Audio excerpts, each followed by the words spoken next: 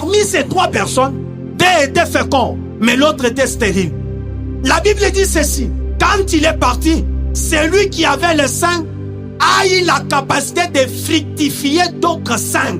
C'est-à-dire que celui-là, au lieu seulement de rester à 5, il a encore reproduit 5 autres. C'est-à-dire que ce qui était en sa possession, il ne l'a pas gardé. Il a encore fait que ça puisse grandir. C'est un homme fécond.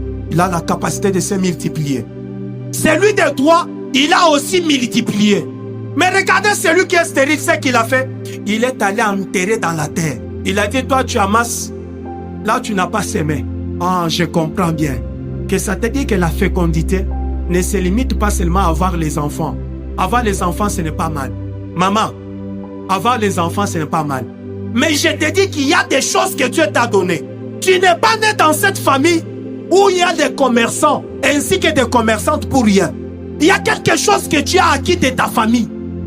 Au-delà des études que tu as faites, au-delà des connaissances que tu as reçues par-ci par-là, il y a des choses que tu as acquis.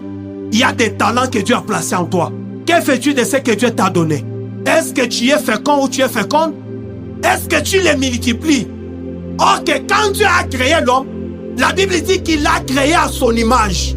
Il l'a créé à l'image de Dieu. Et il lui a dit, sois fécond. C'est une obligation. Mais ce que Dieu t'a donné toi, que fais-tu de ça? Que le Seigneur vous bénisse.